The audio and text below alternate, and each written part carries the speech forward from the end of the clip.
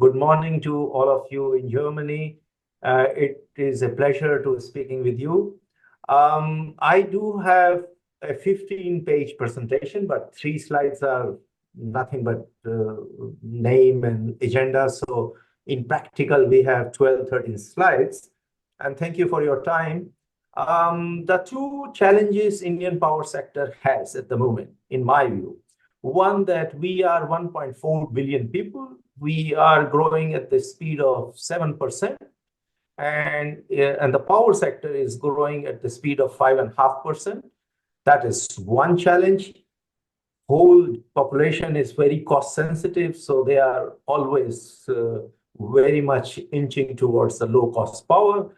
And second challenge we do have with respect to the net zero emission challenge, which is very, very important as the planet is fully becoming, the greenhouse gas emissions level is going high, and last summer has seen a very huge impact of the climate change. Now, to set the tone, I intend to cover all the slides in 5 parts. Initially, I will cover the Indian power sector based on the utilities, which means the power which is getting into the grid. Second part, I will cover the power which is not getting into the grid, but basically which is going into the industry, or the industry owners have put their own power plants and they are independent of grids so that they can control the quality as well as the cost of the power.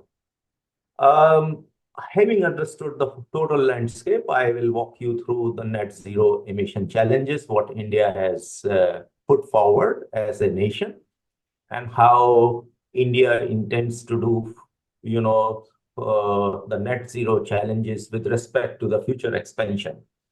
We do have a definite plan till 32, which has transcended into the numbers and also into the various investment plans, which I will take you very specific. And then I will also talk about the funding and investment, which are very important with respect to meet that plan. Once we have done all this, I will take you through the 2070 plan from 2032 to 2070. What are the major pathways, how we want to get into net zero emission. Then we will also very quickly talk about SWOT analysis of this power sector, and then we will summarize. That's in all. If we all agree, I will quickly go through. If you look at the total country is divided into majorly 5 parts as far as power is concerned: northern region, southern region, western region, eastern region, and northeast region. Northeast is, if you look at India map, I should have put the map, in fact, sorry about that. So northeast region is little away from the eastern region, but extension of the eastern region. So the power development is concentrated in western part, southern part, and northern part, and the eastern part, more mining is there. Now, as far as western part, where Mumbai sits or other places, is fully developed, and there are the highest not only producer, also the consumer of the power. Following that is southern part, and following that is northern part. So out of 425 gigawatt of installed capacity for the utilities, close to or more than 30%, 32% is developed in the western region, followed by 25 southern and northern region. Southern region is mostly auto and the IT industry, and northern region is also IT and the data centers. Western region is more industrial. That's how the configuration is. And when we go how the power looks like, the pie chart, the thermal power space is close to 56%, followed by renewable 42%. And there is a small percentage of nuclear, 2%, because we do not have the uranium and we are dependent on the import of the uranium and also the international politics around it. So really the nuclear is not so much developed. Now, when we say 56% of thermal, that constitutes around 50% of coal-based power and 6% gas-based power. There is a minuscule diesel-based power, which is basically there are two islands in India, and those diesel-based are basically in those two islands. Now, if we further break up renewable, that's interesting. So out of 42% of the total renewable at the moment, we have 40% solar power, and we have around wind and hydro, the same wind 26%, and then for the remaining is 6% of biomass and small hydro. When we say small hydro, basically any capacity which is 25 megawatt or less is called small hydro, and more than 25 megawatt is a normal hydro. That's the divide. The whole sector is developed by central government and private sector and the state sector. Last 15-20 years, the complete 95% development is done by the private sector. And if you look at this graph, all more than 50% is the power is held by the private sector at the moment, and the remaining is shared by central and state almost equal level. But the interesting thing is the private sector development has happened most on renewable to the extent of 60-65%, and the less on the thermal space, whereas the government is other way around. It's more on coal because it is from the yesteryears, whereas renewable is very recently the state governments have put. So it's mostly the point I wanted to drive is private sector, which is driving the growth.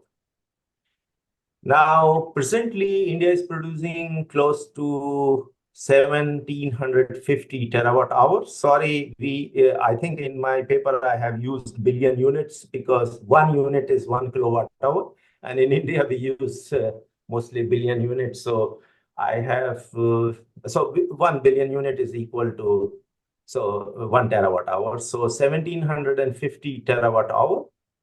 And the pie chart, 76% is shared by thermal, 21% by renewable, and there is a 2.6% nuclear, and there is some import, very little from Bhutan, so 0.46. So that is how at the moment the pie chart looks like as far as power generation is concerned. Now, this whole ecosystem is supported by almost 200 companies involved either in generation or in transmission or distribution, but dominantly the generation part is played by the private sector, transmission is played by the government sector, and distribution, which is basically in the city level, is by either mix, either government or private or mix. Now we get into the non-utility sector. In addition to 425 gigawatt, we have around 77 gigawatt, which is being produced by the industry to themselves. This is out of grid. The power, some of them, of course, feed the power into grid, but most of the power doesn't get into the grid. And there is a 90% level of this power is produced by thermal source and mainly by coal. Reason being probably they do not want to have the profiling, they want to have the industry running. So that is, I think, is going to stay like this. There's not going to change where, the industry either will produce through diesel or will produce through coal. Of course, there is a minuscule power through wind and hydro, small, but very minuscule. Let's say 90% is through thermal coal. Then there is off-grid power. Off-grid basically is developed by by the government in a big way. As you know, India is agriculturally very dominated country. So what government is promoting, instead of running the water pumps from the grid power, it's better to have a standalone solar pumps. And out of 30 gigawatt, a large amount of almost 50% power is produced by these solar pumps, and some power is through the biofuels, bioethanol, and mainly bioethanol. But there is a very little power. But this around 30 gigawatt power is produced off grid. So if in total it's close to 520 gigawatt of the total power. With respect to the captive power, at the moment is around 200 terawatt hour is produced, which by 26-27 will be 370 gigawatt, and is going to be around 600 gigawatt by 2031-32. Moving on. Transition into future basically have two challenges, which I mentioned in the beginning of my presentation. One, that we are a large population, we are economically growing, we are still emerging economy, we are growing at 7% GDP level, and power is growing more than 5% year-on-year basis. So there are plenty of challenges, and on top the major challenges, we also have to be net zero by 2070, and we have a in-between challenge for 2030, by which we have to excuse me, we have to reduce our carbon intensity to a fixed level of 4.6 gigaton of carbon dioxide from the present 2.8. We want to decarbonize our GDP by 35% by 2030 from our 2005 level. And this would require 30 to 50 gigawatt of annual renewable capacity to be added into our targets. How the target looks like? At the moment, we are, as I mentioned, 425 gigawatt, which will become 609 gigawatt in 2026-27, and then we will become 900 gigawatt in 2031-32. Which means presently, as I mentioned in my previous slide, we are 1750 terawatt hour. That will become 1900 terawatt hour by 26-27, and that subsequently will become 2500 terawatt hour by 2031 and 32. And one of the interesting aspect is, because of the net zero challenge, this major, and I will go through more detail in the subsequent presentations, the renewable power expansion is the cornerstone of India's power policy at the moment. Little bit busy slide, but I will try to make it easy. So at the moment, as you know, we have three numbers in mind: 425 now.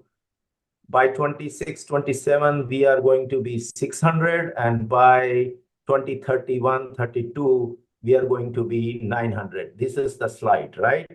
And if you look at the renewable share, which is at the moment around 178 gigawatt, which then will become 336 gigawatt by 26-27. So out of 600 total gigawatt in 26-27, 336 will be renewable power, and then 900 gigawatt in 2031-32. Renewable share will be close to 600 gigawatt. And our expansion is more in solar compared to wind. So solar will be, at the moment, it's around 70 gigawatt, which will become 185 gigawatt in 26-27, which is close to almost 50%. and then it will become 365 gigawatt in 31-32. So just to tell you the numbers in a very simplistic way, so we would be, see, at the moment we are around 72 gigawatt out of 178 total renewable power. So that means around 40%, yeah, and that will become 55 and 66%. That is the number which we are talking about. Wind will remain the same. At the moment, we are 73 gigawatt. At the moment, we are 46 gigawatt. We will become 73 gigawatt in 26-27 and 122 gigawatt by 31-32. Presently, the wind share is as 45-46. In terms of percentage, wind share will remain around 20 to 25%. Hydro, again, will not have so much of expansion at the moment. Of course, in terms of absolute number, it is increasing, but in terms of percentage, it will remain on the same percentage. At the moment, we are 60 gigawatt. At the moment, we are 46 gigawatt. That will change to 60 gigawatt 26-27 and around 90 gigawatt in 31-32. Important thing is the thermal coal power capacity will not increase. It will be marginally increased from 35 gigawatt in 26. At the moment, it's 210 gigawatt, will become 235 gigawatt in 26-27, and then 260 gigawatt in 31-32. So it will be marginally increased, and post um, 34, in fact, there will be several plant coal capacities will be decommissioned. As I mentioned to you, the renewable power, which is 21%, will jump to 35% in 26-27 and 44% 31-32. There is a limitation we have that we can't go beyond 44%, and I'll discuss in subsequent slide why we cannot go more than 44%. And there is a chance that we might not use even 44% because of the profiling of wind and solar into the grid system. But this will be a quantum jump into the renewable space. As I mentioned to you, the coal-based power will be decommissioned post 2035. So there was a question, why not to have more than 44%. So here I have tried to put a chart. So still, if you see, there is a power left out. And what the modeling says, the Ministry of Power has done the several modeling based on the profiling, based on the cost, investment cost, operating cost. And based on that, they think that the only way we can consume as much power as is produced by the variable renewable sources, if we have the battery storage or some storage, either battery or pumped hydro storage. Battery storage at the moment is phenomenally high, and cost of the power will jump very high, and therefore it would not make sense to put in battery storage in a big way in next 5 to 8 years. And I think post 8 years, the investment, and once I will go to the investment slide, I'll discuss this. Once after 8 years, battery prices or battery investment will come down, then the investment will take place into the battery storage, and then there is a possibility that we can increase the more renewable power. At the moment, even at 40% level, there is a possibility of unabsorbed power of 1 to 2%. So therefore, there is a restriction at the moment with respect to the high share of the renewable power. Now, with coming back to a very quick slide on the coal is on diminishing profile at the moment. coal is there. Coal is there to have a base load, because in India we do not have the gas, so we need to use the coal. And highest share of the PLF of the coal is expected to be 58.7%, not more than that. Based on 58.7%, we still have the left out power of 1.29% of the renewable. Presently, coal plants are 210, and by 2031, there is a marginal increase to 259 gigawatt in the coal plant, which is almost stable. In terms of percentage, it's diminishing. And from 2035 onwards, the coal plants will start decommissioning. And by 2050, it is expected more than 150 gigawatt of the coal plant will be decommissioned.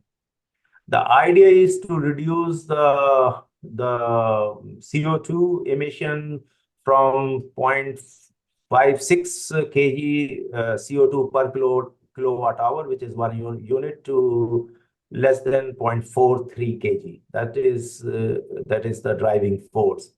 And that is how, if you look at the coal consumption in India, also will be reduced. And there is a slide which is, I have just put the numbers in. So the coal consumption accordingly will also be reduced. Moving on, one of the major challenge, this is all good. The expansion is beautiful, but then it needs also a lot of funding and finance. How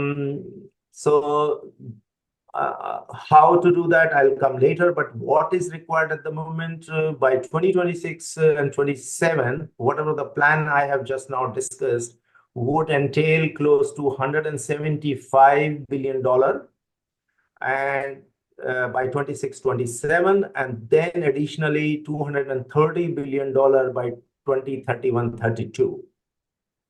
All this expansion majorly will be done by the private sector, and mostly, as we discussed, in solar plants.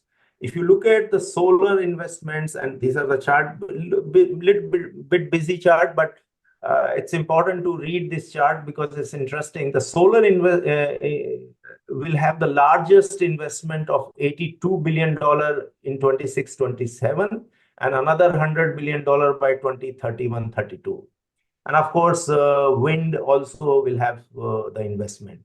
Now, I would like to draw your attention, in order to increase the renewable power from 2031-32 onwards, there will be investment into battery energy storage systems, around $35 billion, and also the pumped hydro, around $10 billion. So these two investments will start flowing up in the later part of this 2030, in order to make sure that we can absorb higher and higher content of the renewable.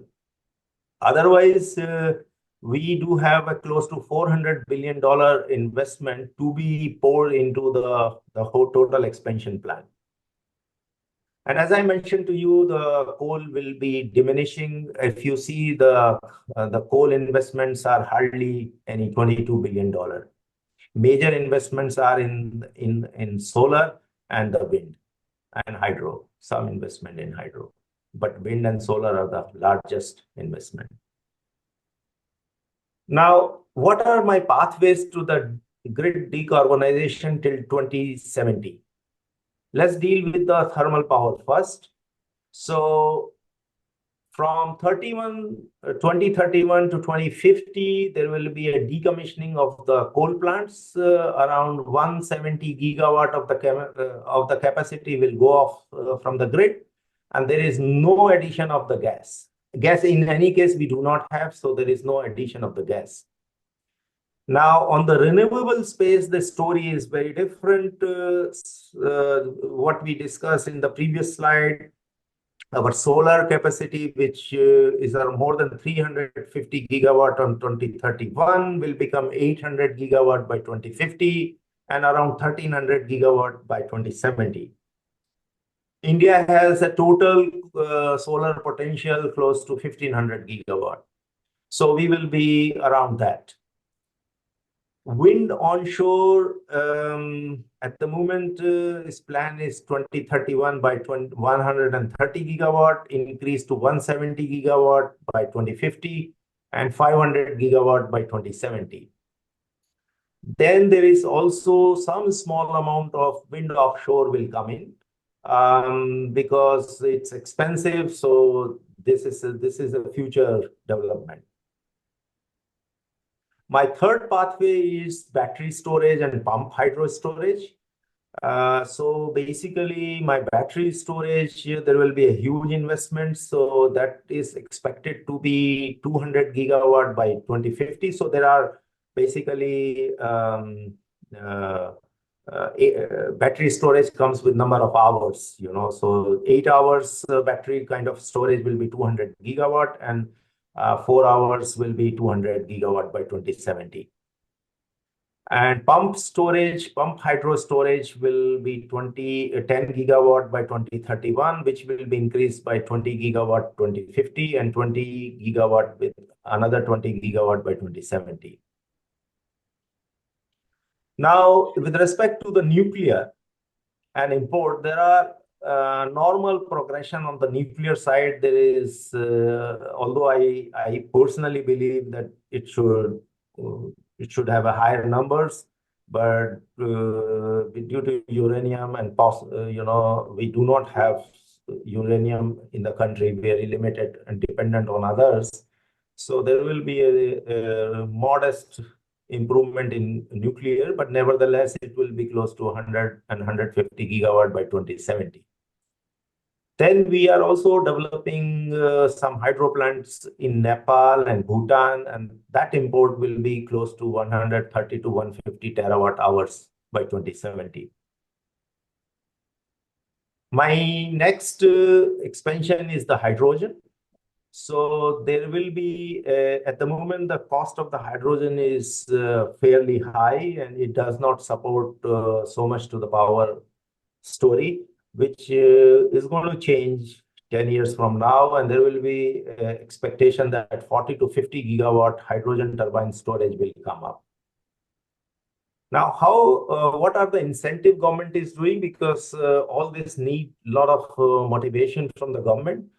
Now, there are four-pronged strategy which government is following with respect to the coal mine auction. So government here, just to take a step back and explaining you, the government has several coal mines which they keep auctioning. And the bid parameter for the auction is that the revenue share, that a bidder who shares the highest revenue with the government get the mine. That's the way the bids are structured. So if anybody wants to develop this mine, for coal gasification, the government gives 50% discount in the revenue share. So that is one thought process incentive the government gives. In addition to that, very recently, a month back, government has come out with a policy for promoting the coal gasification, and they are supporting by $1 billion whosoever puts a coal gasification plant, and they have divided this into two parts. Half of that is with the central government or government-supported project, and half of that is the private-supported project. On the green hydrogen, government has already supporting the part of green hydrogen in per kg basis, which is at the moment a modest around 0.6 US dollar per kg. And that is, they have apportioned a money, $2 billion for the green hydrogen production. Then $26 billion they are supporting in the production linked scheme. So whosoever manufacturers anything related to the green energy will be supported by the government on a continuous basis for next 5 years. And that production link incentive scheme, government has apportioned close to $26 billion, and this is all happening. All four of, except second coal gasification, which is a recent one, all remaining three are happening. Many industry has put in the project, and they are already producing and taking the advantage of these incentives. Moving to my what is our SWOT? I mean, that's interesting to read. What are the strengths? First thing is that there is an abundance of renewable energy potential here in India. As I mentioned to you, it's close to 1,500 gigawatt. We have large population, large growth, economic growth, so higher numbers. So therefore, there is no problem with respect to the market demand. We do also have the skilled force and policy supporting and with the production links incentive schemes. So these are the strength of the sector. There is enough market available, so demand is not an issue. With respect to the weakness of the sector, we are still very fossil fuel driven grid, which is changing, but it's taking time. People are very cost sensitive, and therefore this is, I would say, a bit of challenge. Another two challenges are with our discoms. One is many of these discoms, which I told you, the transmission is with the government. And many of these discoms are into heavy losses. So there is always a financial health of these discoms create a problem because of the payments and other stuff. Of course, now there is a new policy have come to support discoms and make sure that they do not create losses again. We still have T&D losses close to 17%, which is far higher. Aim is to become 9% or 8% in next 2 to 3 years, but we have to see whether we get it or not.